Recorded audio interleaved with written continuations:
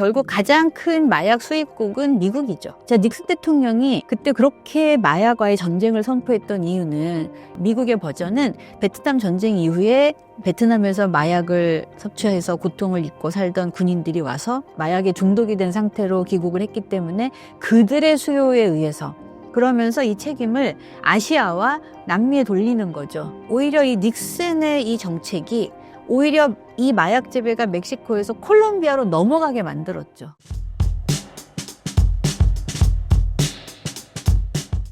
영화로 알려진 수리남과 콜롬비아는 마약으로 위험한 나라라는 인식이 강합니다.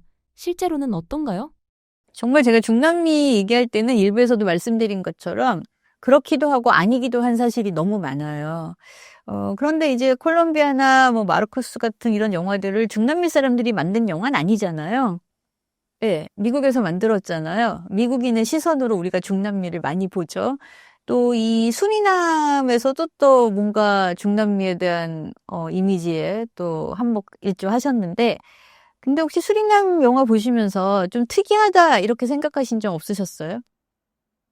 내가 생각하는 중남미랑 좀 다르지 않나 이런 거 없으셨어요? 그 화정우 배우님이 도착하니까 친구가 차를 몰면서 여기는 말이야 네덜란드도 아니고 이상한 언어를 써 이러죠. 네, 스페인어도 아니고 포르투갈어도 아니고 그렇다고 수리남이 카리브해 지역에 있는 것도 아닌데. 네, 그래서 이 수리남은 우리가 이제 아까 지도를 다시 한번 기억해 보시면 베네수엘라 옆에 조그맣게 숨어 있죠. 자, 그런데 여기 옆에 이렇게 조그맣게 숨어 있는데 두 번째 지도에 보시면 베네수엘라 옆에 조그맣게 숨어 있는데 카리브해와 가깝죠. 그렇기 때문에 이 유럽 열강들과 해적들이 어떻게 하면 우리가 스페인 땅덩어리를 뺏어볼까 하고 계속 이렇게 시도를 하던 곳이기 때문에 이제 그 끄트머리가 수리남이 됐죠. 어쨌든 이 한국에서 제가 중남미에 대해서 뭐 어떻게 아시나요? 뭐 무엇을 생각하시나요? 라고 물어보면 심지어 스페인어를 전공하는 학생들조차 스페인이 본토고 중남미는 약간 그렇게 생각하는 경향도 제가 봐서 상당히 당황했어요. 그리고 굉장히 부정적인 이미지와 긍정적이라기보다 막 환상을 자극하는 이미지가 동시에 존재하는 것 같아요. 그래서 중남미 하면 다 마약하고 맨날 뭐 놀고 먹기만 하고 약간 뭐 못 살고 이런 이미지가 있는가 하면, 그런데 TV 드라마에서 뭐 연애 프로 주로 다 쿠바 뭐 아르헨티나 사랑의 도피처로 가지 않나요? 그래서 아니 이렇게 위험하고 못 살 곳이라고 생각하는데 어떻게 또 드라마에선 그렇게 또 환상 속의 이미지가 또 상상 속의 이미지가 형성될까? 그리고 뭐 세계를 여행하는 온갖 프로그램에서 얼마나 중남미를 많이 가요. 그렇게 생각하면 아니 저렇게 위험한 곳을 어떻게 돌아다니지? 할 수 있는데 또 가잖아요. 그리고 또 제가 이렇게 방송 출연도 하고 책을 내면서 보니까 중남미는 소비자층이 많지는 않은데 찐팬들이 계시더라고요. 그래서 정년퇴직하시고 중남미를 뭐 한 달 동안 여행하고 오시는 분, 또 학생들 중에서도 뭐 직장인들 중에서도 꽤나 오랫동안 혼자 스페인어를 공부하시는 숨어있는 고객들이 계시더라고요. 근데 그분들이 발견하는 매력은 또 다르죠. 그리고 또 정작 가서 보면 먹을 것도 풍부하고 삶의 기준이 다르기 때문에 살아요. 그러니까 그들은 우리처럼 막 열망하는 게 없기 때문에 이게 아르헨티나도 뭐 다른 중남미도 약간의 허무주의 같은 게 있어요. 그걸 제가 이걸 어떻게 학문적으로 딱 증명하긴 어렵지만 그게 너무나 상황이 힘들기 때문에 포기했다고 할 수도 있고, 어떻게 보면은 그냥 낙관적으로 긍정적으로 인생을 보는 걸 수도 있고 여러 가지가 있죠. 이 마약은 중남미 전체에서 마약을 하는 게 절대 아닙니다. 제가 어디 가서 이런 얘기 했더니 또 어느 분이 무슨 얘기냐? 내가 칠레 갔더니 다 마약하더라 이래서 저도 깜짝 놀랐는데 절대 그렇지 않습니다. 그리고 우리가 이제 흔히 얘기하는 그런 마약 카르텔은 주로 멕시코를 비롯한 중미 얘기였어요. 지금 이 지도에서 보시면 마약이 어디로 수출되는가가 막 나오죠. 자, 보면 정작 중남미 내에서 마약이 소비된다기보다 주로 미국이나 유럽, 해외로 수출용 마약을 재배하고, 사실 이 남미 쪽은 지금 지도에도 보시면 별로 없잖아요. 이 중미를 제외하고 이 남미는 식민지 시기에도 플랜테이션 농업이 발달했던 곳이 아니기 때문에 그렇게 마약 재배를 대대적으로 하던 것도 아니었고, 또 제가 칠레에 살 때에도 마약에 대해서 뉴스가 나온 적이 없었는데 이 코로나를 기점으로 이제 칠레에서도 마약을 걱정하는 뉴스가 나옵니다. 네. 1971년 닉슨 대통령의 마약과의 전쟁으로 인해 중남미 국가의 상황은 어떻게 변했나요? 그 마약과의 전쟁에 대해서도 사실은 미국이 병 주고 약 주고를 다 한다고 할 수 있어요. 어떻게 보면. 왜냐하면 이제 이 지도에서도 보시면 결국 가장 큰 마약 수입국은 미국이죠. 미국과 유럽으로 가고 사실은 우리가 멕시코만 흔히 얘기하시는데 이 카리브해 지역을 통해서 가는 루트는 거의 발견하기가 쉽지 않죠. 수천 수만 개의 섬 사이에서 어느 루트로 가는지는 알 수가 없죠. 자, 닉슨 대통령이 그때 그렇게 마약과의 전쟁을 선포했던 이유는 이제 베트남 전쟁 이후에 자, 미국인들의 버전이에요. 미국의 버전은 베트남 전쟁 이후에 베트남에서 마약을 섭취해서 고통을 입고 살던 군인들이 와서 결국은 마약에 중독인 상태로 마약에 중독이 된 상태로 귀국을 했기 때문에 그들의 수요에 의해서 그러면서 이 책임을 아시아와 남미에 돌리는 거죠. 거기서 배워와서 남미에서 수입해서 판다 하는데 오히려 이 닉슨의 이 정책이 오히려 이 마약 재배가 멕시코에서 콜롬비아로 넘어가게 만들었죠. 여기를 금지하니까 통 튀어서 이제 콜롬비아로 가고 왜냐하면 이것처럼 쉽게 돈을 벌 수 있는 방법이 없잖아요. 그러다 보니까 아주 역설적이게도 중남미 내에서는 제조업이 많이 발달하지 않은 상태에서 고용을 창출하고 이제 그 사이에서 뭐 혹사당하는 것은 나중 얘기지만 그러다 보니까 오히려 이 닉슨 대통령의 마약 퇴치 정책은 일시적으로 meg시코에서 무언가를 멈췄을지 모르지만 이 광활한 땅에서 이제 콜롬비아와 베네수엘라로 풍선 효과처럼 튀어넘어 올라가는 효과를 오히려 자아냈다는 비판을 받죠. 중남미는 미국에 대한 시선이 어떻게 변했나요? 그게 그렇다고 해서 제가 칠레 살아볼 때 보면 그렇게 반미 감정 심하지 않아요. 그게 이제 한국과의 어떤 시선의 차이일 텐데 보통 이제 한국에서는 우리가 아무래도 남북한이 대치하고 있고 하다 보니까 어떤 좌우 이념 개념이 굉장히 강해서 어떤 사회주의 하면 뭐 좀 심한 분들은 공산주의 이렇게까지 생각하시는데 이 중남미의 좌우 개념은 신자유주의냐 아니면 복지정책이냐 이렇게 이해하시는 게 좋습니다. 그렇기 때문에 꼭 좌파가 잡았다고 해서 뭐가 되고 우파가 잡았다고 해서 이렇게 우리나라의 좌우 개념과는 많이 달라요. 그리고 이 반미 감정이라는 것도 이제 예를 들면 칠레가 뭐 피노체트 군사 정권 때 물론 CIA가 개입을 했지만 그렇다고 해서 칠레 가보시면 뭐 반미 뭐 시위 없어요. 그렇게 심하지 않아요. 그리고 이제 멕시코는 반미도 있겠지만 미국에 의존해서 경제가 돌아가고 있잖아요. 국경을 접하고 있고 또 마약이 어떻게 보면 그 검은 돈이 멕시코의 수많은 어떤 자치주의 경제를 좌지우지하고 있다고 해도 과언이 아니기 때문에 역설적이게도 코로나 때 멕시코의 어느 시골은 정부의 손길이 닿지 않는 곳에서 마약 카르텔들이 불쌍한 사람들에게 약도 나눠주고 백신도 놔주고 하는 이런 역설적인 게 있기 때문에 그렇게 우리가 생각하는 반미라고 단순하게 얘기하기는 어렵습니다. 네. 중남미는 정부보다 마약 카르텔의 힘이 더 강한가요? 정부의 손길이 미처 못 미치는 곳에서는 카르텔의 힘이 더 클 수도 있죠. 그리고 카르텔들이 누구나 다 자기들끼리의 싸움이지 뭐 아무 사람이나 죽이는 게 아니고 아까 말씀드린 것처럼 코로나 때 오히려 그들이 복지 정책을 펼치기도 했기 때문에 이게 정말 굉장히 쉽게 말할 수 없는 얘기고 오히려 중남미에서는 그 미국의 어느 거리처럼 좀비처럼 이런 사람 볼 수 없어요. 소비를 덜 하죠. 주로 생산해서 지금 해외에다 수출하죠. 근데 그것도 중남미라고 말하기 어려운 이유는 그렇게 수출할 만큼의 대규모 재배를 하는 지역은 멕시코, 콜롬비아, 베네수엘라를 중심으로 한 그런 지역이기 때문에 중남미 전체가 마약을 재배해서 다 미국에 수출하고 이렇게는 우리가 말할 수 없죠. 네. 중남미는 마약이 합법인가요? 제가 알기로 마약의 여러 종류가 있기 때문에 그 중에 이제 어떤 것을 뭐 대마초냐 뭐냐 여러 가지 할 때 이제 그 중에 약으로 쓸 수 있는 몇 가지 종류를 칠레도 합법화를 했어요. 그런데 이제 마리화나 정도는 학생들도 파티할 때 많이 피워요. 냄새가 스멀스멀 나기도 하고 이렇게 지나가다가 뭐 저런 하얀 손수건 걸린 데 마약 파는 데다 뭐 이렇게 그러나 이제 그걸 모든 거리에서 대놓고 파는 건 아니고, 사람들이 그게 불법인지도 몰랐다고 해요. 그리고 이제 또 어떤 분께서는, 중남미 전체가 마약 재배하기에 좋냐, 이렇게도 생각하시는데, 이제 멕시코나 이렇게 대규모로 재배하는 곳은 정말 플랜테이션이 있는 거지만, 안데스 산맥은 혹시 뭐, 페루나 볼리비아, 또 고산지대 여행해 보신 분들은 코카이 쉽잖아요. 거기서 그냥 코카잎이 자라요. 우리나라 산과 들의 쑥이 그냥 자라듯이 그냥 코카잎이 자라요. 거기가 굉장히 건조하고 해서 그냥 자라니까. 그리고 고산지대 올라갈 때 저도 코카잎을 씹으면서 올라갔거든요. 다 누구나 그렇게 해요. 그러니까 거기 사는 원주민 인디오들은 뭐 마약에 중독될 만큼의 그게 아니라 고산 자연 환경에 적응하기 위해서 코카잎을 그냥 씹었던 거고, 또 칠레도 안스 산맥을 끼고 있어서 제 제자 중에 한 명도 자기 할머니도 집 마당에 코카가 이렇게 대마초가 막 있었대요. 그래서 할머니가 어디 아프면 이거 하나 씹어라 이렇게 주셨다는 거예요.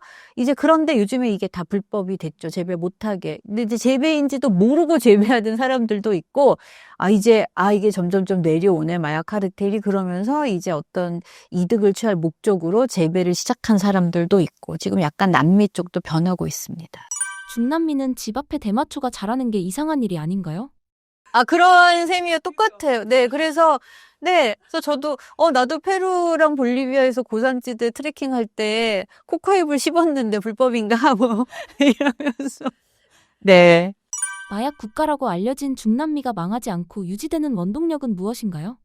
이거 정말 저는 참 너무 좋은 질문인 것 같은데, 지금 제가 이렇게 이 살인율 한번 보시면 2024년에도 어마어마하잖아요. 그런데 어마어마함에도 불구하고 어떻게 보면 또 나라마다 차이가 굉장히 많지 않나요? 라틴 아메리카, 우리가 생각할 때 중남미 그렇게 못 살고 위험하다고 하는데 어떻게 망하지 않고 사는가? 이런 질문도 제가 되게 많이 받았어요. 뭐 정말 수십 년간 경제 불안정, 정치적 위기, 부정부패. 그런데 그럼에도 불구하고 국가 거버넌스가 작동을 해요. 또 어느 분께서는 그게 나라냐? 라고 말씀하실 수도 있겠지만 어쨌든 국가 거버넌스가 작동을 합니다.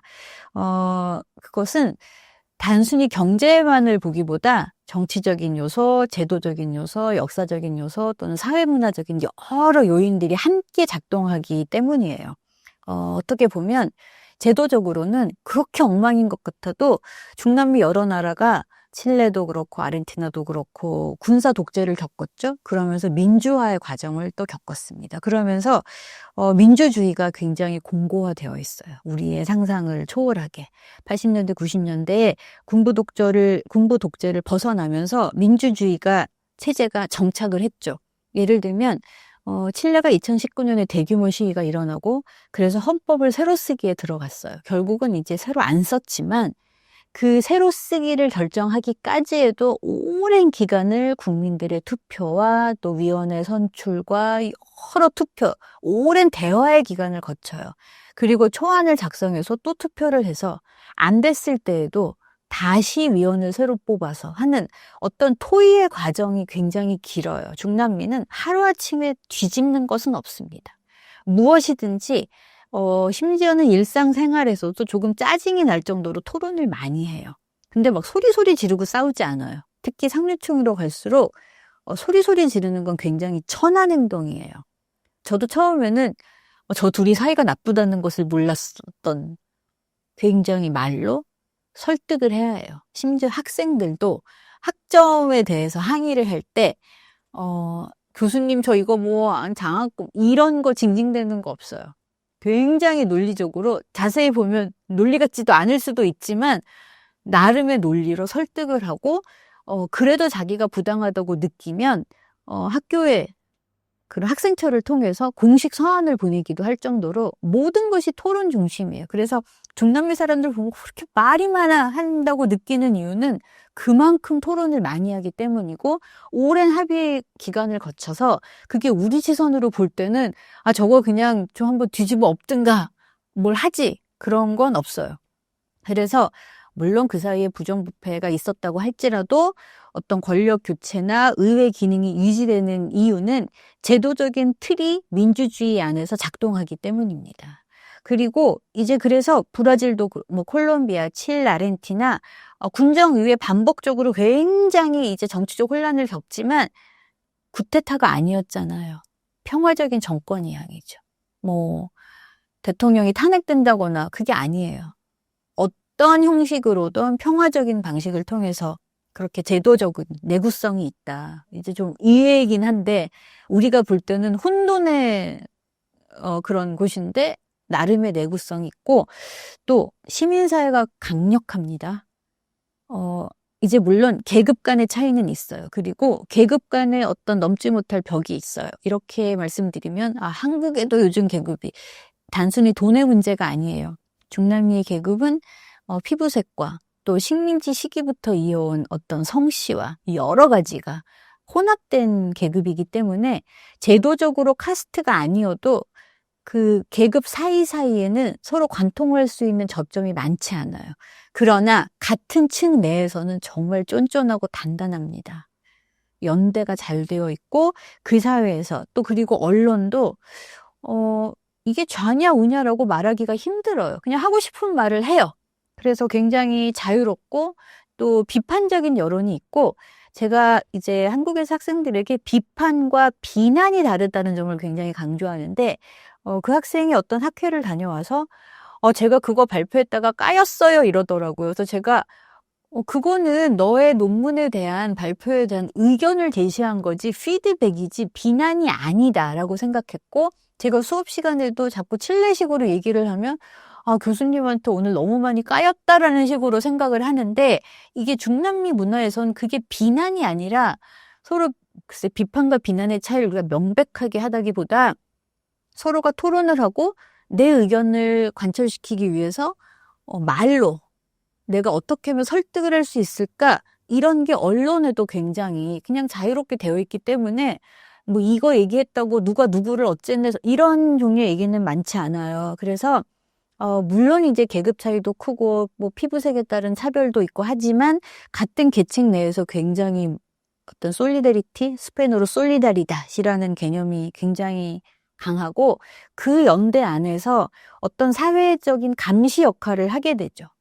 이제 그럼에도 불구하고 정치 엘리트가 부패하죠. 부패한 정치 엘리트가 있고 하지만 어느 정도의 견제는 할 수 있고 또 정부 정책에 대해서도 감시와 개입이 가능한 이유는 아까 제가 칠레 사례를 말씀드린 것처럼 지속적으로 투표를 통해서 모든 의견을 결정하기 때문에 칠레가 3년여에 걸쳐서 헌법을 새로 쓰고 초안이 실패하고 다시 초안을 올려서 결국은 그 과정을 거쳐서 헌법 새로 쓰기가 이제 없던 계획이 됐지만 사람들이 불만이 없는 이유는 그 모든 과정에 전 국민들이 참여했기 때문이죠. 결국은 내가 헌법을 새로 쓸 의원을 뽑았고 내가 헌법 초안에 찬반을 덧쳤고 우리가 2번이나 그 과정을 거쳐서 안 된 일이면 그건 지나간 일. 그게 이제 우리와의 차이라고 할 수 있고 또 어떻게 보면 이제 칠레를 비롯한 중남미 정부의 어떤 정권 교체가 약간 좌우놀이예요. 한쪽이 한 번이 한쪽. 근데 이제 이게 우리나라식의 좌우가 아니라는 걸 제가 말씀드려요. 왜냐하면 사람들이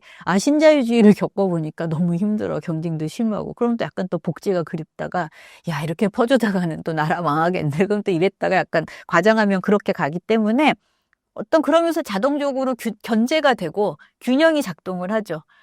이제 칠레도 다음에 지금의 보리치 대통령이 극좌인데 칠레에서 예외적으로 극좌 대통령인데 모든 친구들이 이제 다음에 우가 될 것을 알고 있어요. 잘 못하기도 했고. 네. 이제 그러다 보니까 한 정권이 그렇게 계속해서 연달아 잡는 적이 드물기 때문에 어떤 정치 학습 효과가 조금 있고 상호간 어떤 피드백 효과도 있어요. 어떤 순환 효과도 있어요. 또 이제 어떻게 보면 뭐 이 마약 카르텔도 그렇고 그 암흑의 경제가 활성화되어 있는데 그게 또 어떤 사회적 네트워크와 그런 같은 계층 간의 연대를 통해서 작동을 합니다. 그래서 아까 제가 멕시코에서 코로나 때 카르텔이 불쌍한 사람들 도와줬다고 하듯이 공공 서비스가 부족해요. 국가가 자원도 부족하고 재원도 부족하고 여러 가지가 열악한 현실에서 그렇게 국가의 공공 서비스에 손길이 닿지 않는 곳을 어떤 비공식 경제나 꼭 마약 카르텔뿐만 아니라 지역 공동체라든가 또 가톨릭을 중심으로 가톨릭 대륙이니까 거의 그래서 종교단체 등이 보완해주는 효과가 있어요. 꼭 국가가 아니어도. 그리고 사람들도 그렇게 국가에만 의존한 아르헨티나는 정말 예외적인 경우라고 할 수 있는데 어떤 뭔가 여기서 못 해주는 걸 내가 막 뭐 목매달아 봤자라는 그런 게 있죠. 그래서 어떤 비공식 경제와 지역 공동체와 종교 단체가 이렇게 보완하는 역할을 하게 해주기 때문에 유지가 되죠.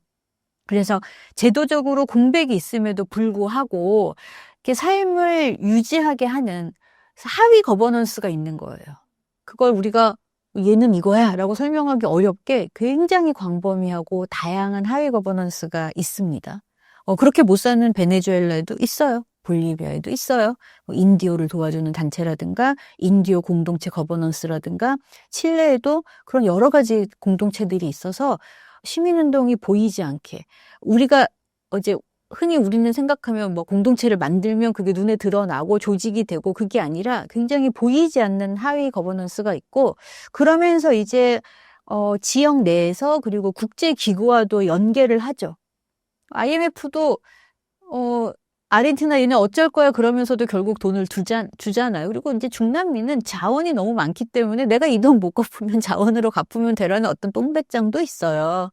예, 어떤 부채를 뭐 지금도 제가 알기로 중국에 자원을 담보로 부채를 얻은 나라들이 있다고 제가 알고 있는데 그리고 뭐 각종 ODA 사업 물론 아프리카에 비하면 또 어중간하게 잘 살아요 중남미가. 그럼에도 불구하고 또 심지어 이제 칠레나 멕시코는 OECD 국가에서 뭐 ODA 사업에도 통하지 않아 우리나라에서는. 그럼에도 불구하고 뭐 여러 사회봉사 단체라든가 또 이제 이런 뭐 UN 산하의 뭐 UNDP라든가 여러 또 국제 기구가 또 알게 모르게 도움의 손길을 펼치고 있고 또 그러다 보니까 이런 국제 기구들은 어떤 정부의 제재나 압력이나 이런 게 필요 없죠. 네. 그리고 뭐 제재나 압력이 있다고 하더라도 이게 국가기구가 아니잖아요. 그러니까 제재와 압력과 협력 사이에서 어떤 공공부문에 자기들도 일정하게 책임감을 느끼면서 이 사회가 돌아가게 해줘. 그래서 중남미 망한 거 아니야? 안 망해요. 그리고 위기에 강합니다. 위기 속의 적응이라고 할 수 있는데 제도가 불안정하지만 어떤 이렇게 아까 말씀드린 것처럼 공식적인 메커니즘 이외에도 비공식적인 메커니즘, 어떤 시민사회 움직임 또는 국제사회의 도움 이런 여러 하위 거버넌스가 작동을 하면서 그래서 이제 어떤 학자들은 이게 지속 가능한 불안정이라고 이렇게 불안정한 상태로 어쨌든 지속 가능하다라고 얘기하죠.